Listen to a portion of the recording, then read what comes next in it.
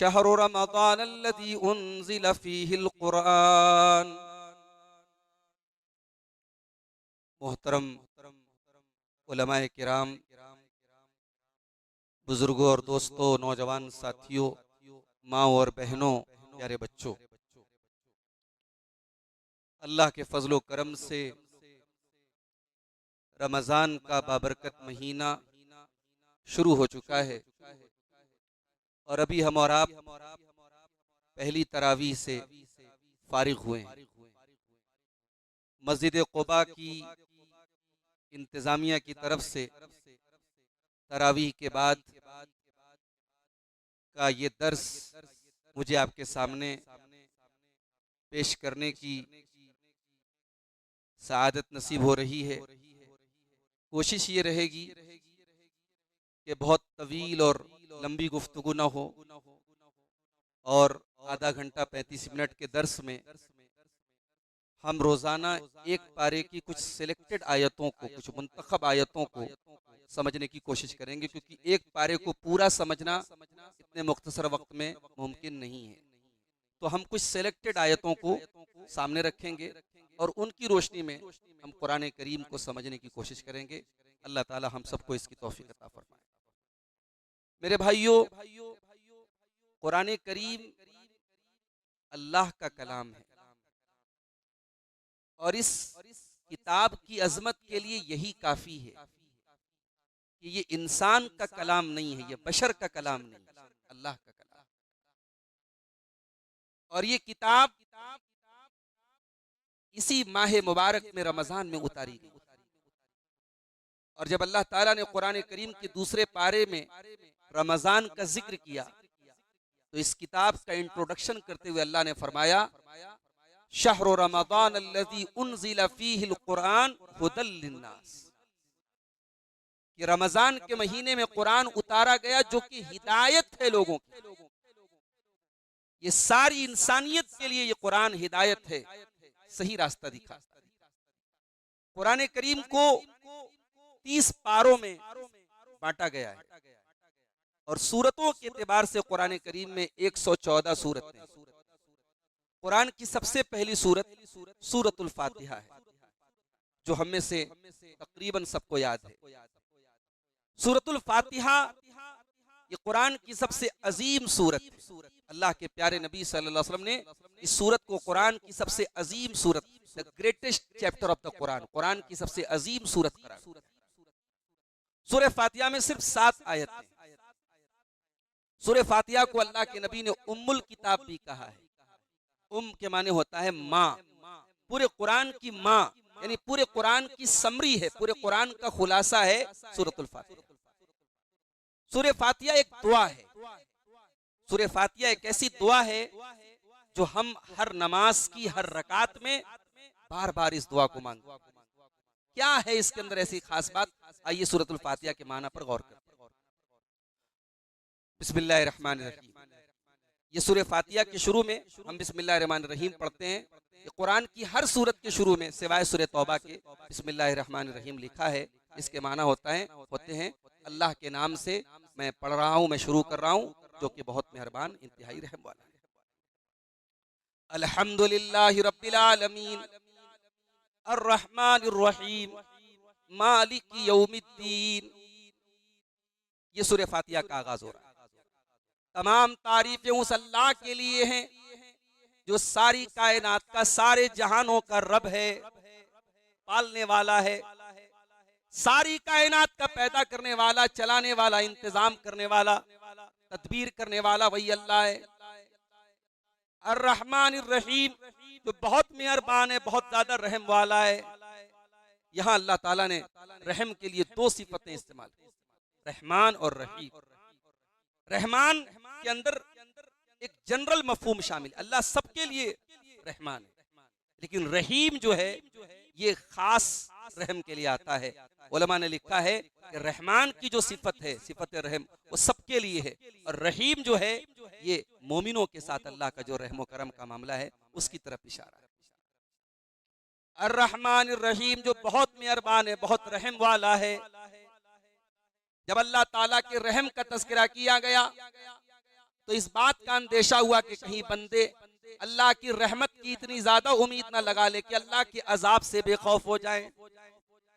अल्लाह की रहमत की उम्मीद भी लगाना है और अल्लाह के अजाब से डरना भी है। इसीलिए अगली सिफत लाई गई, मालिक यौमिद्दीन, वो अल्लाह बहुत मेहरबान है, बहुत रहम वाला है, लेकिन हिसाब के दिन का मालिक है, बदले के दिन का मालिक है, कयामत के दिन का मालिक है। अच्छा, कयामत के दिन का मालिक क्यों कहा गया? भाई अल्लाह तो हर दिन का मालिक है। मालिक यौमिद्दीन के अंदर क्या खास बात है? अल्लाह कयामत के दिन का मालिक, इसका इसका क्या मतलब? मतलब ये हुआ कि दुनिया में वक्ती तौर पर सही, आर्जी तौर पर सही, दुनिया में इंसानों के पास, लोगों के पास थोड़ा बहुत पावर होता है। कोई किसी मुल्क का वजीर आजम है, कोई किसी रियासत का चीफ मिनिस्टर है, कोई कहीं का बादशाह है, कोई कहीं का वजीर है। मगर कयामत के दिन अगर हुकूमत किसी के पास होगी, अगर मिल्कियत किसी के पास होगी, अगर पावर किसी के पास होगा, तो अल्लाह के पास। कयामत के दिन अल्लाह ताला आवाज देगा, लिमनिल मुल्कुल यौम, ऐ मेरे बंदो आज किसके हाथ में बादशाहत है? कोई आवाज नहीं आएगी, अल्लाह खुद पुकारेगा, लिल्लाहिल वाहिदिल कहार, आज पावर अल्लाह के हाथ में, आज हुकूमत अल्लाह के हाथ में, आज किसी और की नहीं चलेगी, आज सिर्फ अल्लाह की चलेगी।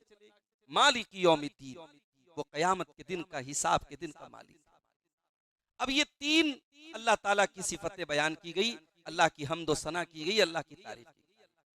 अब सूरह फातिहा की वो आयत आती है जिसके बारे में अल्लामा इब्न क़य्यिम ने कहा कि ये अंगूठी के नगीना की तरह है। ये सूरह फातिहा का मिडिल है, सूरह फातिहा की बीच की आयत।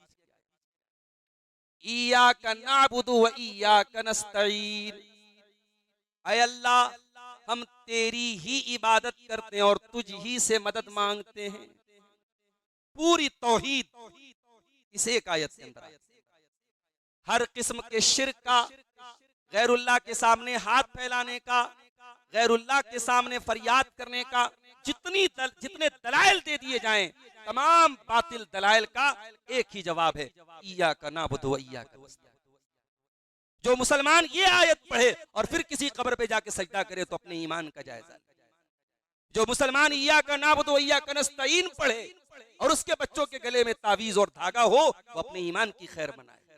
इय्याका नअबुदु व इय्याका नस्तईन, ऐ अल्लाह हम तेरी ही इबादत करते हैं और तुझ ही से मदद मांगते हैं। अल्लाह की तारीफ हो गई, अल्लाह की तौहीद का इकरार हो गया। अब बंदा अपने मुद्दे पर आता है, बंदा अपने मतलब पर आता है। इहदिनस सिरातल मुस्तकीम, ऐ अल्लाह तू हमको सिरात मुस्तकीम की हिदायत अता फरमा। हिदायत का क्या मतलब होता है? इसको नोट कर लीजिए कि हिदायत अरबी जबान में दो माना में आता है। एक होती है हिदायत दलालत, हिदायत इरशाद। मिसाल के तौर पे मैं बेंगलोर से आ रहा हूँ, अब मुझे चित्रदुर्गा जाना है। मैंने किसी से पूछा, भाई चित्रदुर्गा जाना है, मुझे रास्ता बता दो। उसने रास्ता बता दिया। यह है हिदायत दलालत, हिदायत इरशाद, रास्ता दिखा देना, रास्ता बता देना। और एक होती है हिदायत तौफीक, कि एक इंसान सिर्फ रास्ता नहीं दिखा रहा है, रास्ता बता नहीं रहा है, वो आपको चल के मंजिल पर पहुंचा रहा है। जब हम अल्लाह ताला से कहते इहदिनस सिरातल मुस्तकीम, हम हिदायत की दोनों किस्मों का अल्लाह ताला से सवाल करते हैं। ऐ अल्लाह तू सिराते मुस्तकीम का रास्ता हमको दिखा दे, तू सीधा रास्ता दिखा दे, बता दे। और ऐ अल्लाह तू सीधे रास्ते पर हमको चलने की तौफीक भी अता फरमा दे। हम दोनों तरीके की हिदायत अल्लाह से मांगते हैं। अच्छा, सिराते मुस्तकीम दिखा दे, अल्लाह कैसे दिखाए? शरीयत का सही इल्म आपको दे। यानी हम जब इहदिनस सिरातल मुस्तकीम कहते, गोया अल्लाह से हम दुआ करते हैं, अल्लाह तो शरीयत का सही इल्म हमको दे दे। और इल्म अगर मिल गया तो फिर उसी इल्म के मुताबिक इंसान अमल करेगा, तो जाहिर है कि ऑटोमेटिक वो सिरात मुस्तकीम पर चलेगा। तो गोया जब हम इहदिनस सिरातल मुस्तकीम कहते हैं तो हम अल्लाह ताला से इल्म भी मांगते हैं और अमल भी मांगते हैं। ऐ अल्लाह हमको तू इल्म नाफे अता फरमा और अमल साले अता फरमा। उसी को बंदा कहता है इहदिनस सिरातल मुस्तकीम, ऐ अल्लाह तू सिरात मुस्तकीम पर सीधी राह पे हमको चला। अच्छा, इंसान की एक फितरत है, रास्ता कितना भी अच्छा क्यों ना हो, इंसान अगर तन्हा हो, अकेला हो, तो इंसान डरता है, खौफजदा होता है। किसी हाईवे पर भी आपको जाना हो और आपकी गाड़ी अकेली चल रही हो तो कहीं ना कहीं एक खौफ होता है, यार इस रास्ते पे मैं अकेले जा रहा हूं। जब हमने अल्लाह से ये कहा कि इहदिना सिरातल मुस्तकीम, ऐ अल्लाह हमको सीधे रास्ते पर चला, सवाल ये पैदा हुआ कि क्या इस रास्ते पे मैं अकेला जा रहा हूँ? क्या इस राह का कोई और मुसाफिर नहीं है? इस राह पे कोई और चलने वाला नहीं है? जवाब दिया गया सिरातल लज़ीना अनअमता अलैहिम, ये वो रास्ता है जिस रास्ते पर अल्लाह के वो तमाम बंदे चलते रहे हैं और चलते रहेंगे जिन पर अल्लाह का इनाम हुआ है। अल्लाह का इनाम किसके ऊपर हुआ है? सूरह निसा में अल्लाह ताला ने क्लियर कर दिया, मअल्लज़ीना अनअमल्लाहु अलैहिम मिनन नबिय्यीन वस्सिद्दीक़ीन वश्शुहदाई वस्सालिहीन। अल्लाह के इनाम याफ्ता बंदे कौन है? अल्लाह के अंबिया हैं, सिद्दीकीन हैं, शुहदा है, सालिहीन है। आए अल्लाह तू हमको नबियों के रास्ते पे चला, सिद्दीकीन के रास्ते पे चला, शुहदा के रास्ते पे चला, सालिहीन के रास्ते पर चला। सिरातल लज़ीना अनअमता अलैहिम, आए अल्लाह हमें उनके रास्ते पर चला जिन पर तेरा इनाम हुआ है, जिन पर तेरा करम हुआ है। उसके बाद हम एक एक्सेप्शन करते हैं, गैरिल मग़दूबि अलैहिम, ऐ अल्लाह हमें उनके रास्ते पर तू न चला जिनके ऊपर तेरा गजब नाजिल हुआ। कोई बता सकता है किसके ऊपर अल्लाह का गजब नाजिल हुआ? बताओ भाई मस्जिद कुबा वालों। यहूदो नसारा। आपने जवाब तो सही दिया, मगर उलमा ने आम तौर से जो तफसीर की है कि मग़ज़ूब अलैहिम से मुराद यहूदी हैं और ज़ालिमीन से मुराद कौन है? नसारा है। ऐसा क्यों? क्या अल्लाह का गजब सिर्फ यहूदियों पर नाजिल हुआ और क्या गुमराह सिर्फ नसारा है? ऐसा तो नहीं है। अल्लाह का गजब तो ईसाइयों पर भी नाजिल हुआ और गुमराह तो यहूदी भी है। असल में जो मेजर उनका कैरेक्टर है यहूदियों का, जो बड़ी खराबी है क्या है? उन पर अल्लाह का गजब नाजिल। अभी आपने कुरान का पहला पारा सुना है, तकरीबन आधा आपने तरावी की नमाज में सुना है। यहूदियों के यहाँ कदम कदम पे शरारत। यहूदियों ने इतनी सहूलतें उनको अल्लाह की तरफ से मिली हैं, इतनी छूट मिली है और उसका उतना उन्होंने नाजायज फायदा उठाया। अल्लाह ताला ने किसी और कौम के लिए आसमान से रेडीमेड खाना नहीं उतारा, इस कौम के लिए रेडीमेड खाना मन्नो सलवा उतरा। और ये इतनी कमबख्त कौम थी, मन्नो सलवा आराम से मिल रहा था और इन्होंने जाके हजरत मूसा से कहा कि नहीं चलेगा, ये डेली वही खाना हम खाएं। उलमा ने लिखा है कि मन जो था वो कोई स्वीट डिश थी और सलवा जो था, मन कोई परिंदा था और सलवा कोई स्वीट डिश। बेहतरीन उनको परिंदे का गोश्त मिल रहा है और स्वीट डिश मिल, बैठे बिठाए, कोई काम धंधा नहीं करना, कोई बिजनेस नहीं करना, कोई जॉब नहीं करना। ये इतनी ऐसी कौम थी, इसको बैठे बिठाए मन्नो सलवा मिल रहा था। इन्होंने कहा नहीं चाहिए, हमको ककड़ी चाहिए, हमको सब्जी चाहिए, हमको प्याज चाहिए, हमको लहसुन चाहिए। अल्लाह ने कहा गाय ज़बा करो। इन्होंने उसमें शरायत रखनी शुरू कर दी। ऐ मूसा अल्लाह से पूछो कैसी गाय ज़बा करें। अल्लाह ने सिर्फ इतना कहा था गाय ज़बा करो, इन्होंने शरायत लगानी शुरू की। अल्लाह ताला ने और मुश्किल उसको अल्लाह ताला बनाता चला गया। आखिर में बड़ी मुश्किल से इन्होंने गाय ज़बा। इस कौम ने नबियों को कत्ल किया है। हजरत यहया अलैहिस्सलाम को कत्ल किया, हजरत ज़करिया अलैहिस्सलाम को कत्ल किया, हजरत ईसा अलैहिस्सलाम को कत्ल करने की पूरी प्लानिंग की। ये अलग बात है, अल्लाह ने उनको बचाया। ये नबियों की कातिल कौम, इन पर अल्लाह का गजब नाज़िल। हम अल्लाह से दुआ करते हैं सूरह फातिहा में कि ऐ अल्लाह हमें उनके रास्ते पर न चला जिनके ऊपर तेरा गजब नाज़िल। और ये भी नोट कर लीजिए, यहूदियों का सबसे बड़ा क्राइम क्या था? यहूदियों के पास इल्म की कमी नहीं। उनको अल्लाह ने अपनी किताब दी थी, तौरात दी थी।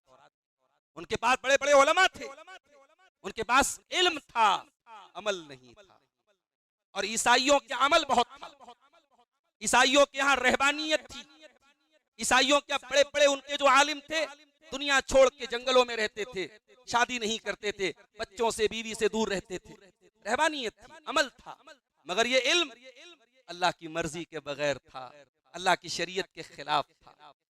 तो अल्लाह ने कहा, हमें सिखाया कि हम ये दुआ करें गैरिल मग़दूबि अलैहिम, अल्लाह हमें उनका रास्ता भी नहीं चाहिए जिनके पास इल्म था अमल नहीं था, वलद्दालीन, और अल्लाह हमें उनका भी रास्ता नहीं चाहिए जिनके पास अमल तो था मगर इल्म के बगैर था। इसका मतलब ये हुआ कि सिराते मुस्तकीम जो है वो कौन सा रास्ता है?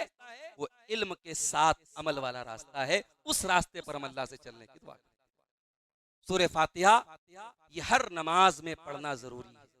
इमाम हो, मुक्तदी हो, तरावी हो, जनाजा हो, इस्तिस्का की नमाज, कोई भी नमाज हो, हर नमाज की हर रकात में सूरह फातिहा कंपलसरी है। क्यों?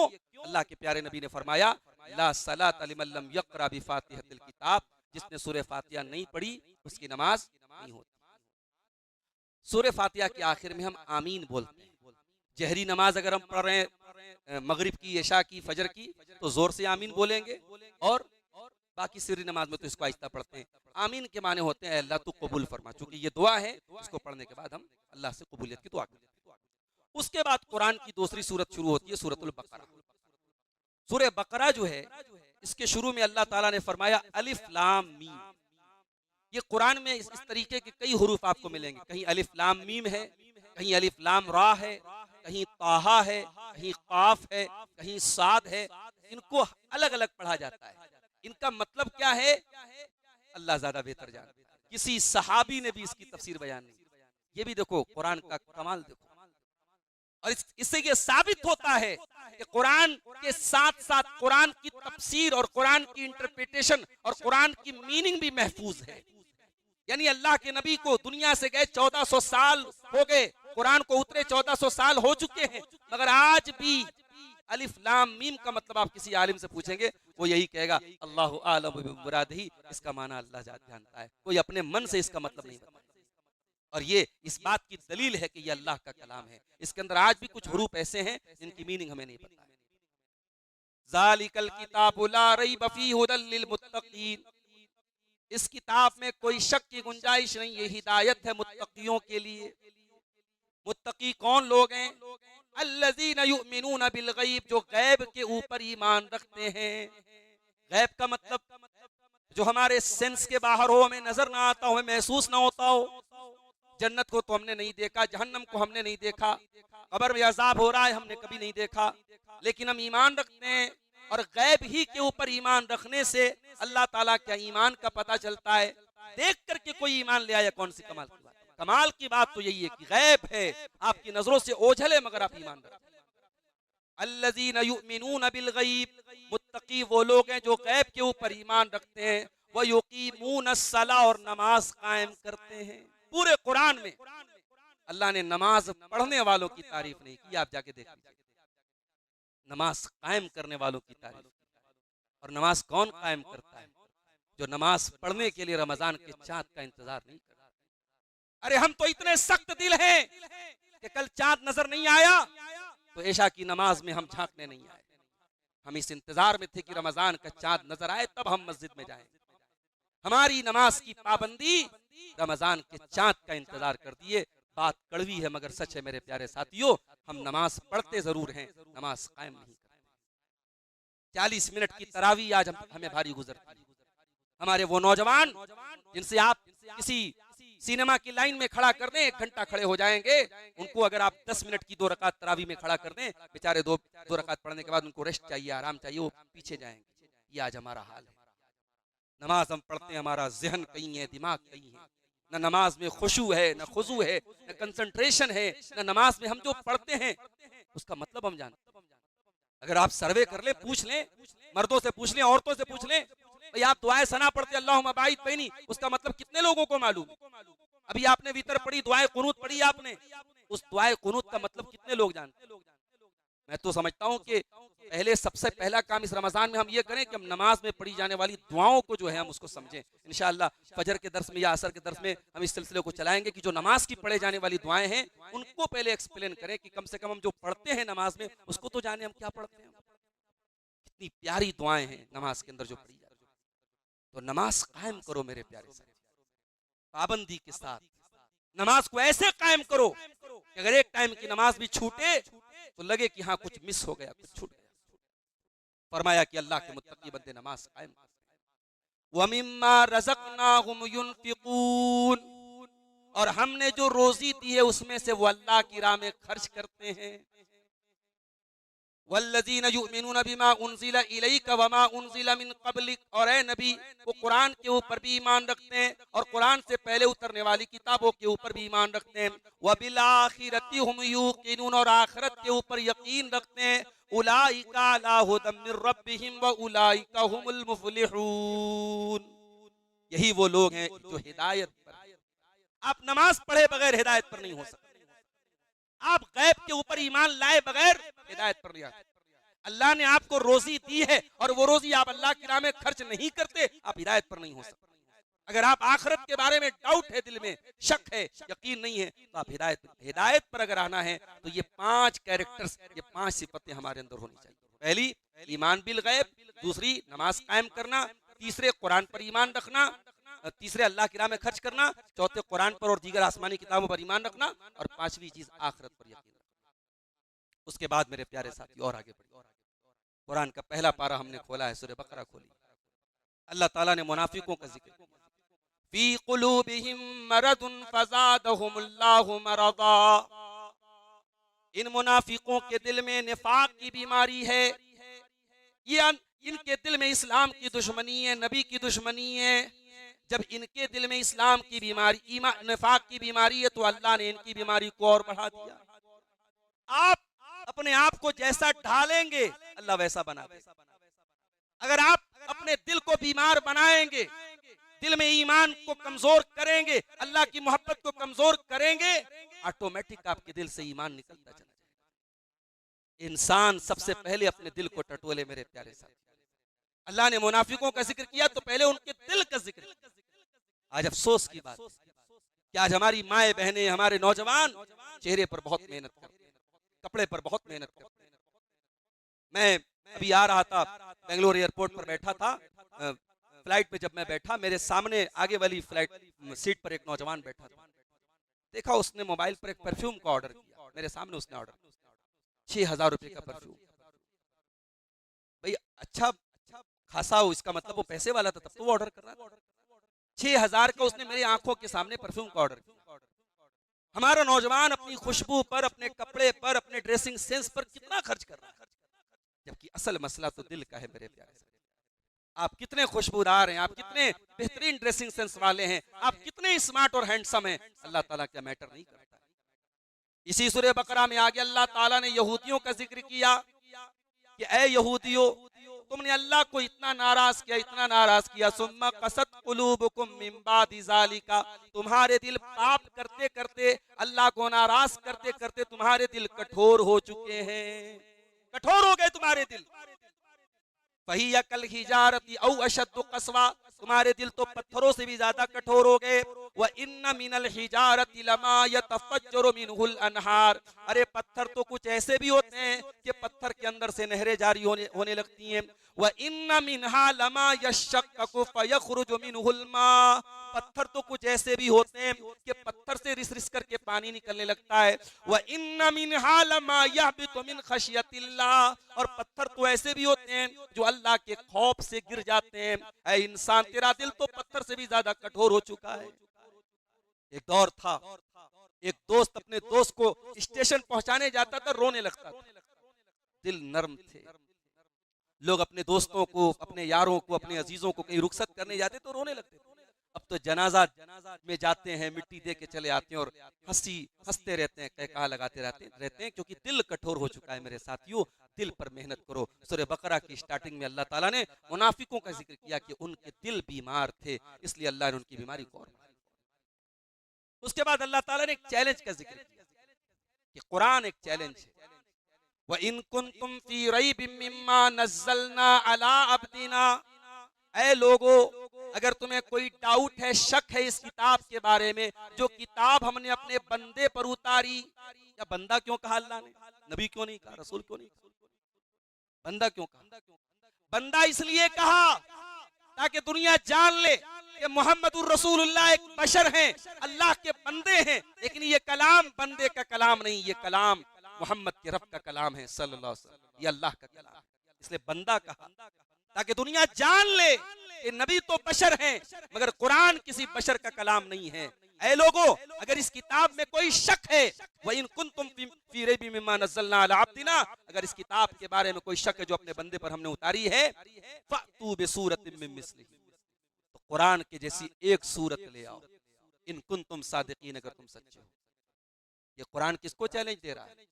आपको मालूम है, वो इतने, उनका लिटरेचर इतना हाई था कि उनके यहाँ 7 ऐसे शायर थे जिनकी शायरी का जो मजमुए कलाम था वो खाने काबा में सोने के हरूफ से लिख करके लटकाया जाता था। इतने बड़े वो शायर थे, इतने बड़े वो अदीब थे, इतना इतना उन हाई फाई उनका लिटरेचर। वो अरब के लोग थे।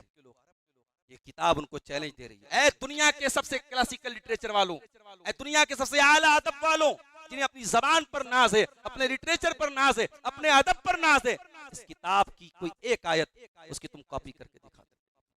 सारा अरब खामोश है।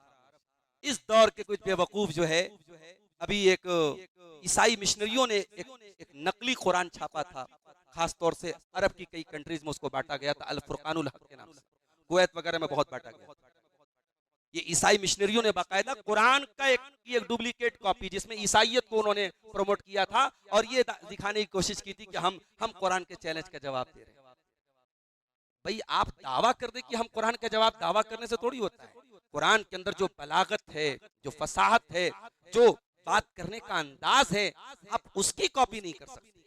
आप उस जैसी कोई इबारत बना लें, कुरान के की डुप्लीकेट कोई आप आयत बना लें, वो एक अलग बात है, लेकिन उस अंदाज में, जिस अंदाज में उलमा ने कितनी कितनी जिल्दों में तफसीरें लिखी है सिर्फ कुरान की बलागत पर, हम और आप उस मकाम तक नहीं पहुंच सकते। मेरे साथियों, अल्लाह ताला ने चैलेंज किया कि अगर तुम्हें शक है तो ले आओ, फ़इल्लम तफ़अलू, लेकिन तुम नहीं ला सकते। और आज तक और इंशाअल्लाह क़यामत तक कोई कुरान की कॉपी तैयार नहीं कर सकता।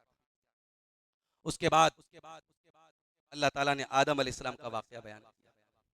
अल्लाह ने आदम को पैदा किया और फिर उनकी बीवी हव्वा को बनाया और दोनों को जन्नत में अल्लाह ने रखा और कहा, वक़ुल्ना या आदम उस्कुन अंत व ज़ौजुकल जन्नह फकुला मिन्हा रगदन हैसु शि'तुम। ऐ आदम, ऐ हव्वा, जन्नत में आराम से रहो, खाओ पियो, जो चाहे सो खाओ, वला तक़रबा हाज़िही शजरा, मगर इस पेड़ के करीब मत जाना। एक नुक्ता बताता हूँ आपको, अल्लाह ताला ने कभी भी हलाल के मुकाबले में हराम को ज्यादा नहीं रखा है। ये बात याद रखिए, हराम हमेशा लिमिटेड है, हलाल अनलिमिटेड है। आप मार्केट में जाते हैं, बकरे का गोश्त मिल रहा है, ऊंट का गोश्त मिल रहा है, भेड़ का गोश्त मिल रहा है, तमाम हलाल जानवरों का गोश्त मिल रहा है। हराम क्या है? सूअर का गोश्त। हराम लिमिटेड है, हलाल अनलिमिटेड है। और कितना नादान है वो इंसान। अल्लाह तबारक व तआला ने इतनी आसान शरीयत हमको दी है, इसमें हलाल अनलिमिटेड है, फिर भी इंसान हराम की तरफ मुंह मारता है और हराम का रास्ता अपनाता है। आदम अलैहिस्सलाम से अल्लाह ने कहा, आदम जो चाहे खा लो पी लो, सारे पेड़ों का फल खा सकते हो, मगर एक पेड़ के करीब न जाना, उस वला तक़रबा हाज़िही शजरा, इसके करीब न जाना। शैतान को हमारे बाप आदम से गुनाह करवाना था, गलती करवाना था। उसने जाकर के कसम खा खा करके आदम अलैहिस्सलाम को और हजरत हव्वा को उनका कदम बहका दिया, उनको शीशे में उतार लिया कसम खा कर। कहा कि ऐ आदम, ऐ हव्वा, इस पेड़ के फल को तुम खा लोगे, हमेशा रहोगे जन्नत। उनको कसम खा करके उसने अपने शीशे में उतार दिया और हमारे बाप आदम ने और हमारी माँ हव्वा ने उस पेड़ को खा लिया। अब जब खा लिया तो क्या हुआ? अल्लाह कहता है अब वो दोनों के जिस्म से कपड़े उतर गए। यहाँ तो सूरह बकरा में उसका जिक्र नहीं, सूरह आराफ में जिक्र। दोनों की शर्मगाहें खुल गई, दोनों को एहसास हुआ कि हाँ हमने गलत किया। फाज़ल्लहुमा शैतानु अन्हा, शैतान ने दोनों को बहका दिया। फ़अख़रजहुमा मिम्मा काना फ़ी, और जिस नेमत में, जिस जन्नत में वो रहते थे, जन्नत से शैतान ने निकलवा दिया दोनों को, आदम और हव्वा को। अब जरा गौर करो मेरे प्यारे साथ कि आदम और हव्वा से गलती हुई, अब इस गलती पर वो शर्मिंदा भी हुए। अब जब शर्मिंदा हुए तो अल्लाह से माफी कैसे मांगे? माफी मांगने का तरीका भी अल्लाह ने सिखाया। फतलक्का आदम मिर रब्बिही कलिमात, आदम ने अपने रब से कुछ कलिमात को सीखा। आदम को वो कलिमात भी किसने सिखाए? अल्लाह ने सिखाए। अल्लाहु अकबर, अल्लाह कितना करीम है। आदम से गलती हुई, हव्वा से गलती हुई, अब उन दोनों को शर्मिंदगी हो रही है। अब वो अल्लाह से कैसे माफी मांगे, माफी मांगने का तरीका भी अल्लाह ने सिखाया। दोनों ने क्या दुआ की, रब्बना ज़लमना अनफुसना व इल्लम तगफिर लना व तरहमना लनकूनन्न मिनल खासिरीन। ऐ परवरदिगार, हमने ये गुनाह करके अपनी जान पर जुल्म किया है, तूने अगर नहीं बख्शा और तूने रहम नहीं किया तो ऐ अल्लाह हम खसारा उठाने वालों में से हो। तो इसका मतलब ये हुआ कि तौबा की तौफीक भी अल्लाह देता है। आज हम बहुत सारे गुनाह करते हैं मगर तौबा की तौफीक हमें नसीब नहीं होती। अगर तौबा का ख्याल दिल में नहीं आ रहा है, ये भी बहुत बड़ी अल्लाह की लानत है और बहुत बड़ी मुसीबत है मेरे साथियों। अगर गुनाह के बाद इंसान को शर्मिंदगी का एहसास हो और इंसान को ये एहसास हो, इंसान के दिल में ये चोर हो कि हाँ मैं गलत कर रहा हूँ, और इंसान तौबा के लिए अल्लाह की तरफ पलटे, तो ये बहुत बड़ी बात है। अल्लाह ने आदम और हव्वा को तौबा करने की तौफीक दी और फिर उनकी तौबा को कबूल किया। वक्त खत्म हो रहा है, आखिर की एक दो बातें बयान करके हम बात खत्म करेंगे।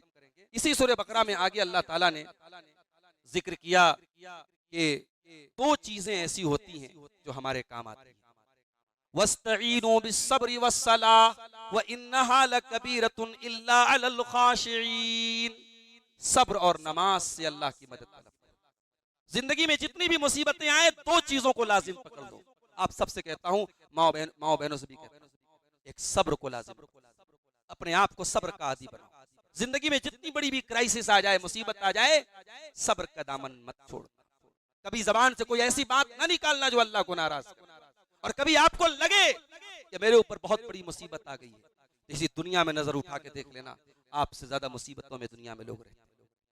कभी आपकी कोई बीमारी आपको तकलीफ कर दे, कभी कारोबार में आने वाला कोई नुकसान आपको तकलीफ में डाल दे, कभी आपका कोई बच्चा इंतकाल कर जाए, तो दुनिया के उन लाखों लोगों को जाके देख लेना जिनके घर में बच्चे नहीं है, जिनको औलाद का सुख हासिल नहीं है, जो बीमारियों से परेशान है, जिनके पास सर ढांपने को छत नहीं है। तो मेरे साथियों, सब्र बहुत बड़ी चीज है। और दूसरी चीज नमाज है। अल्लाह के प्यारे नबी के बारे में हज़रत आयशा कहती हैं, जब आप मुसीबत में होते थे, तकलीफ में होते थे, फौरन अल्लाह के नबी सल्लल्लाहु अलैहि वसल्लम नमाज पढ़ने लगते थे। उसके बाद और आगे अल्लाह ताला ने यहूदियों के कुछ जराइम का जिक्र किया। यहूदियों की एक कबीला था, उनकी एक कौम थी जो समुद्र के किनारे रहती थी। उस कौम को अल्लाह ताला ने आजमाने के लिए एक हुक्म दिया कि शनीचर के दिन तुम मछली का शिकार मत करना। अब अल्लाह की कुदरत ऐसी थी, अल्लाह ने ऐसे इम्तिहान में उनको डाला कि समुद्र के किनारे वो रहते थे और मछलियां बाकी दिन गायब रहती थी। शनीचर के दिन ढेर सारी मछलियां उनको नजर आती थी, मगर उनको अल्लाह की तरफ से मना किया गया था कि तुम शनीचर के दिन शिकार नहीं कर सकते। तो उन्होंने एक हीला निकाला। क्या निकाला? उन्होंने समुद्र के किनारे कुछ गड्ढे बनाए और उन गड्ढों से नाली निकाल करके समुद्र तक लेके गए। अब जब शनीचर के दिन मछलियां आती तो मछलियां उस नाली के जरिए उनके गड्ढों में आ जाती। जब गड्ढे में आ जाती मछलियां तो वो उस गड्ढे को क्लोज कर देते, उसका रास्ता बंद कर देते। शनीचर के दिन मछली ना पकड़ते। जब संडे आता, इतवार आता, तब वो मछली निकाल लेते। बोलते हमने तो शनीचर के दिन शिकार नहीं किया, हमने तो इतवार के दिन शिकार किया। इसको बोलते हीला। जैसे आज के जमाने में बहुत सारे लोग शरीयत में हीला करते हैं। मिसाल के तौर पर किसी के पास 1 लाख रुपया कैश है। अब शरीयत क्या कहती है, अगर आपके पास 1 लाख रुपया कैश है और वो 1 साल तक आपके पास रहता है वो पैसा, तो आपको ज़कात देना है। चाहे आपको घर बनाने के लिए आपने पैसा रखा है, बेटी की शादी के लिए पैसा रखा है, मेडिकल की फीस जमा करने, किसी भी पर्पस के लिए अगर आपने पैसा रखा है और वो पैसा साल भर आपके पास रहता है और निसाब के पार है वो पैसा, तो उस पर ज़कात फर्ज है। अब कुछ लोग क्या करते हैं, 11 महीने हो गए, अब वो पैसा अपनी बीवी से कहते हैं कि भाई ये पैसा मैं तुम्हें हिबा कर रहा हूँ, मैं तुम्हें ये पैसा गिफ्ट कर रहा हूँ। अब कहते हैं साहब 11 महीने तो पैसे का मालिक मैं था, उसके बाद तो मेरी बीवी मालिक बन गई। अब वहां से फिर साइकिल चलेगा, फिर 1 साल जब पूरा होने लगेगा फिर बीवी इनको हिबा कर देगी। ये रोटेशन चलता रहता है, पैसे पर ज़कात देना नहीं पड़ता। इसको हीला बोलते, सीधे सीधे 420 बोल दीजिए। तो ये जो 420 है, ये आप बंदों के साथ करके बंदों को बेवकूफ बना सकते हैं। क्या अल्लाह को नौजुबिल्लाह कोई धोखा दे सकता है? कोई नहीं दे सकता। वलक़द अलिमतुमुल्लज़ीना अतदौ मिनकुम फिस्सब्ति, तुम जानते हो उन लोगों को जिन लोगों ने शनीचर के दिन हीला करके अल्लाह के हुक्म की नाफरमानी की थी। फ़कुलना लहुम कूनू क़िरदतन ख़ासिईन, सजा क्या मिली? अल्लाह ने उनसे कहा हो जाओ बंदर, और वो बंदर हो। अल्लाह ने शरीयत में हीला करने वाले उन मक्कारों और धोखेबाजों को क्या सजा दी? अल्लाह ने कहा हो जाओ बंदर, कूनू क़िरदतन खासिन, हो जाओ जलील बंदर, बस वो बंदर हो गए। इसका मतलब ये हुआ कि अल्लाह ताला जब ये कहता हो जा, कोई किसी से किसी चीज से कह दे हो जा, वो चीज हो जाती। अल्लाह ने आग से कहा था या नारु कूनी बरदम व सलामन अला इब्राहिम, ऐ आग तू ठंडी और सलामती वाली हो जाए इब्राहिम के लिए, तो आग ठंडी होगी और सलामती वाली होगी। और यहाँ अल्लाह ने चलते फिरते इंसानों से कहा कि बंदर हो जाओ, तो बंदर हो गए। अब कुछ लोग पूछते हैं कि ये आज के जमाने में जो बंदर हैं क्या ये उन्हीं बंदरों की औलाद है? तो इसका कोई कंफर्मेशन नहीं है। वो बंदर अल्लाह ने उनको बनाया, हो सकता है उस जमाने में वो बंदर बने, फिर मर गए मिट गए, उनकी औलाद हुई भी कि नहीं हुई। अब आज के दौर के बंदरों को हम ये सोचे कि उन्हीं यहूदियों की औलाद है, तो ऐसा मानना ठीक नहीं है। तो बहरहाल ये सूरह बकरा की आयतें हैं। उसके बाद आखिर में अल्लाह ताला ने पहले पारे के आखिर में एक बड़ी प्यारी बात इरशाद फरमाई सहाबा की अजमत के बारे में।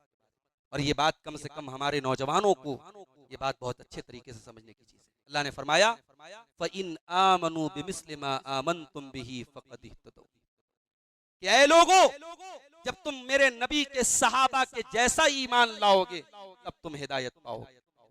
फ़इन आमनू बिमिस्लि मा आमनतुम बिही फ़क़द इह्तदौ, जब तुम मेरे नबी के सहाबा के जैसा ईमान लाओगे तभी तुम्हें हिदायत मिलेगी। व इन तवल्लौ, और अगर तुम मेरे नबी के सहाबा के तरीके से हटोगे फ़इन्नमा हुम फ़ी शिक़ाक़, तो तुम भटक जाओगे, अलग रास्ते पे चले जाओगे। पता ये चला कि अल्लाह ताला के यहाँ सिर्फ ईमान लाना काफी नहीं है, नबी के सहाबा के जैसा ईमान लाना जरूरी है। आज हमारे बहुत सारे नौजवान कान खोल के सुन लें, अगर वो ऐसे मुकर्रिरीन और ऐसे स्कॉलर्स और ऐसे लोगों की बातों से बड़े मुतासिर और इम्प्रेस्ड हैं कि साहब वो बड़ी अच्छी बातें करता है, वो बड़े रेफरेंस के साथ बातें करता है, आप ये देखिए कि उसका मनहज क्या है। अगर उसका मनहज सहाबा का मनहज नहीं है और वो सहाबा के मनहज से आपको हटा रहा है, सहाबा के बारे में आपको बदगुमान कर रहा है, तो कोई भी हो और कितनी अच्छी बातें क्यों ना करता हो, हमारे लिए वो हुज्जत नहीं बन सकता। सहाबा के जैसा ईमान लाने वाला ही अल्लाह क्या कामयाब होगा।